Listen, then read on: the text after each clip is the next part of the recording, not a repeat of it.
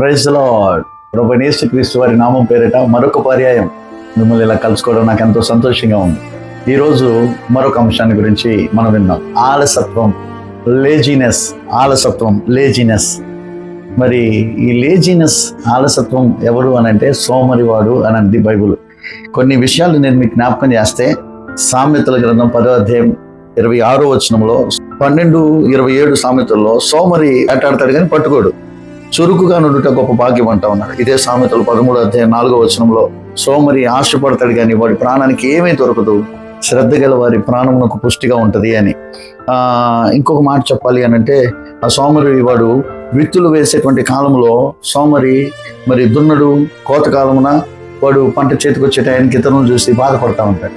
So my dear youngsters, నా ప్రియ యవన బిడ్డలారా, యవన కాలంలో నీవు చేయవలసినటువంటి పనిని ఆలస్యం లేకుండా చెయ్యి. ఈరోజు సోమరితనం ఎక్కువైపోయింది. సోమరిని గురించి ఇంకో మాట చెప్పనా? సామెతల గ్రంథం 19వ అధ్యాయం 15వ వచనం, సోమరితనం గాఢ నిద్రలో పడవేయను, సోమరివాడు ఫస్ట్ పడి ఉండును అనింది. సోమరితనం ఏం చేసిందంటే నిన్ను గాఢ నిద్రలో పడేసింది. ఈరోజు అనేక మంది టైం పోడు లేకుండా, ఉదయం అయిపోయింది అనేది కూడా తెలియకుండా యవన బిడ్డలైనటువంటి టైం వేస్ట్ చేస్తాం. విత్తే టైంలో సోమరివాడు అశ్రద్ధగా ఉన్నాడు, కోసే టైంలో చూసి బాధపడతా ఉన్నాడు. కష్టపడాల్సినటువంటి సమయంలో కష్టం అనుకోకుండా ప్రతి విషయంలో చాలా స్పీడ్గా, చురుగ్గా నీవు ఉండగలిగితే, చక్కగా నీవు నడుచుకోగలిగితే నీ జీవితం చాలా దీవెనకరంగా మార్చుకుంది. యాజ్ ఎర్లీ నీ జీవితంలో అతి త్వరగా, అంటే మంచి వయసులో ఉండగానే నీవు దీవెనకరమైనటువంటి స్థితిలో ఉంటావు, అనేక మందికి దీవెనకరంగా కూడా ఉంటావు.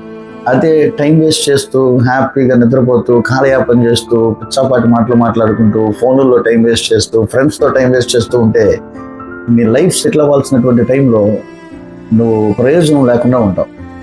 నేను చదివిస్తున్నందుకు తల్లిదండ్రులు బాధపడతారు, నీతో ఉన్నటువంటి వారు ఉన్నతమైనటువంటి స్థితిలో ఉంటే వారిని చూసి నువ్వు బాధపడతా ఉంటావు. కాబట్టి నువ్వు పరిగెత్తే టైం ఇది.